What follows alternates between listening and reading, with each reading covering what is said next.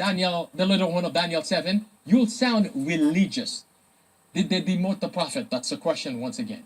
Did the prophet prophesy that this was going to happen? Notice with me on the screen. It says here on the screen, the very last deception of Satan would be to make of none effect the testimony of the Spirit of God. Where there is no vision, the people, what happened to them? Perish. Satan will work ingeniously in different ways and through different agencies to do what? To unsettle the confidence of God's remnant people where? In the true testimony. Notice now, there will be a hatred kindled against the testimonies which is satanic. The prophet prophesied what was going to happen in our days. That there will be a war waging against the testimonies. Was she talking about from the world? No, that's not what she was talking about. Just like Jeremiah and Ezekiel here were experiencing war and confrontation, persecution from their own brethren because of them prophesying against Jerusalem, the destruction of Jerusalem. There was not going to be peace and safety. It's the same thing we are experiencing today. This is not a war, an attack on spiritual prophecy coming from the world, from within. From within. They will rise up against the testimonies, which is satanic. Well, let me show you another video by none other, Mark Finley, Pastor Mark Finley. This time, he's going to talk about the book Great Controversy versus the book Great Hoax. That the General Conference, remember those of you who thought that we had a good man, we had a Josiah that was elected in 2010, Ted Wilson. Remember what that Josiah, so-called Josiah, promised us. Remember those words, Seventh-day Adventists. He promised us that we were going to publish millions of copies of the book Great Controversy. That's what let me bite my tongue here. That's what we were promised. That's what we were promised. The publication of the book Great Controversy. Keep those words in mind. That's what Ted Wilson says in 2010. Now, Mark Finley is going to defend that. He's going to say, here's the reason why we published the book Great Hope or Great Hoax instead of the book Great Controversy, because we wanted an abridged version of it, something that's easier to read, that would not be in conflict with some culture and this and that. Keep in mind culture there. That's the reason why we made copies of this, but that's not what we were promised. We were never told that once we send out donations, money, right? Once we send out donation, because they were asking for donation, we were never told this, that we were going to publish an abridged version of the book Great Controversy. But that's what happened. That's what they gave us. They got the money, millions of dollars from Seventh-day Adventists, and then all of a sudden the website changed from the Great Controversy Project to the Great Hoax Project. Notice with me. It would only be a person that did not know me well at all that would feel that I had watered down the truth.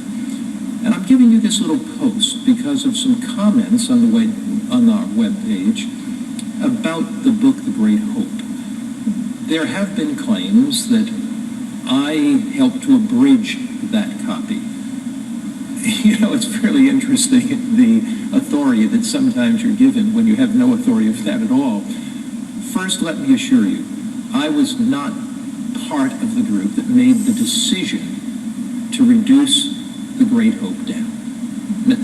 I'm not suggesting it was a good or bad decision. I'm just saying I wasn't the one that made that decision. Secondly, let me tell you how the decision was made. The decision was made on this basis. There were some countries in the world where it was felt that if the full edition of Great Controversy were given out, it might stir up unusual prejudice at that time. So the decision was made to do this. In those countries where leadership was hesitant about passing out millions of copies of The Great Controversy unabridged, that two things would happen. One, that there would be a smaller abridged edition. The White Estate was asked to look at the current Great Controversy, to give us a smaller version, a cut-down version, that could be distributed by the millions. But second, when that was done, there would be an ad for the full Great Controversy, and there would be a link to the webpage. I can assure you that the committees that decided this, there was no attempt to cover anything up, no attempt to take testing truths out. It was a missionary attempt to get more people reading the book, and we accomplished that goal. Although I was not part of that decision, although I was not on the committees that made that decision, I could see the benefit of it, frankly. Pastor Mark Finley said in the video that he was not part of the committee that made the decision. Well, somebody has to be blamed for this. He was not part of that committee that made the decision. He even used the word to downplay, to dilute the book Great Controversy to the Great Hope. Now the question I want to ask, as he's making the case for the Great Hoax, as he says, because of some area in the world, because of conflict in this and that, they did not make the abridged version to pass out in some places, like the Philippines and some other places. But this was something that they have been passing worldwide. This was not for just some areas in the world. They've been making millions and millions of copies of these things and passing them out. Even Ted Wilson been passing them out in this nation, door to door, going door to door, passing them out. Now, he's making the case.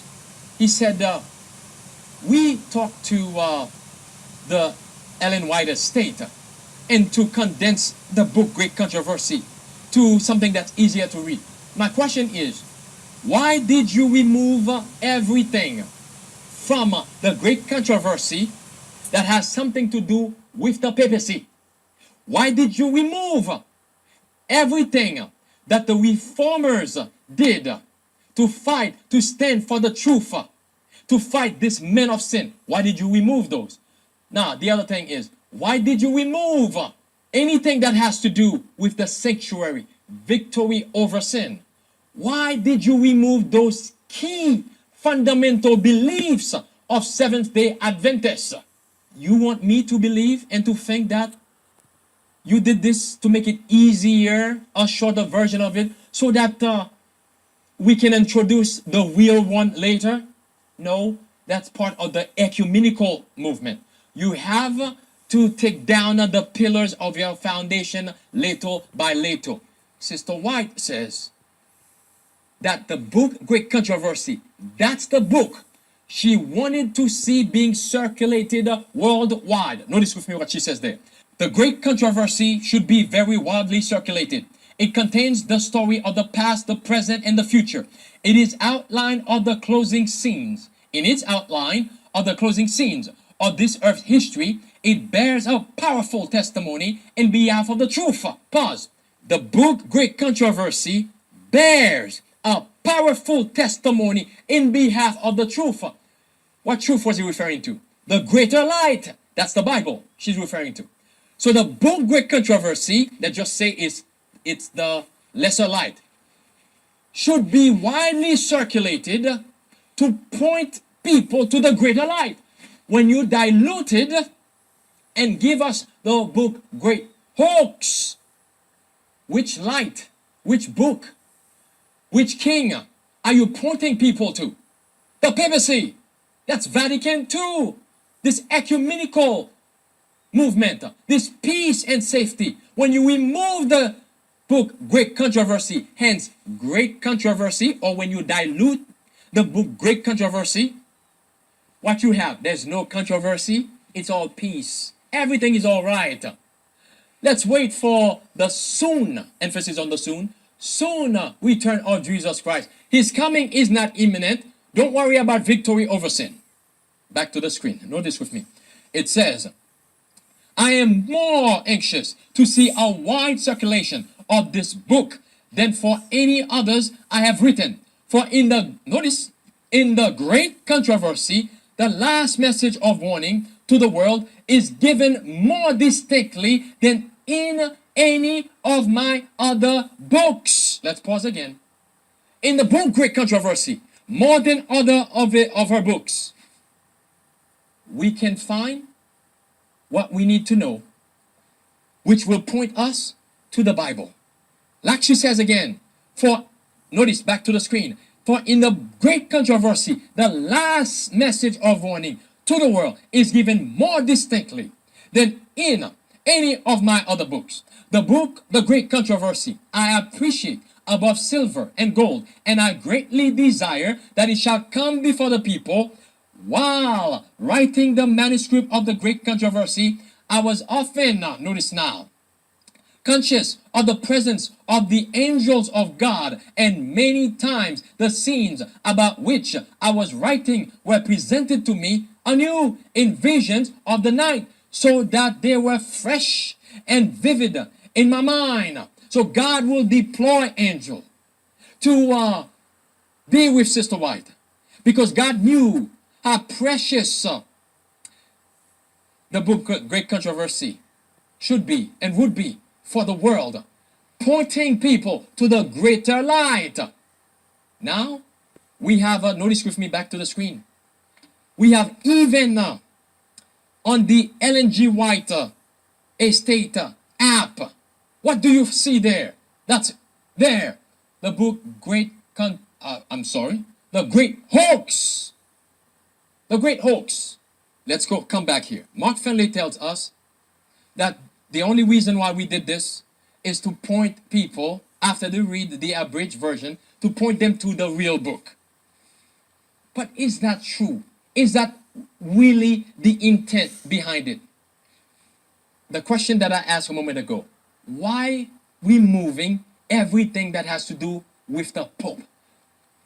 They don't want anybody to read about what the reformers did, how they stood firm and fast against the men of sin. They don't want anybody to know this. How do I know this?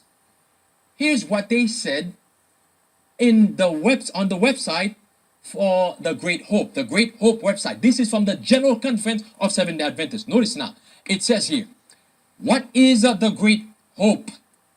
As you enjoy these chapters from the Great Hoax, remember that they were written in the context of the 19th century. Pause.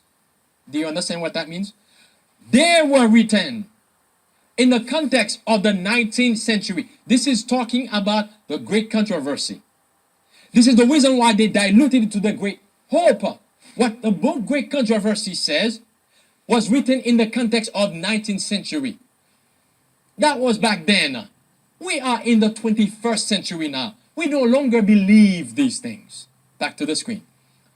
Since then, some of the author's concerns have been addressed by Christian leaders of insight and integrity. For example, notice the example, Roman Catholics have become more involved with Scripture while maintaining their long-time heritage of ministry to suffering people everywhere.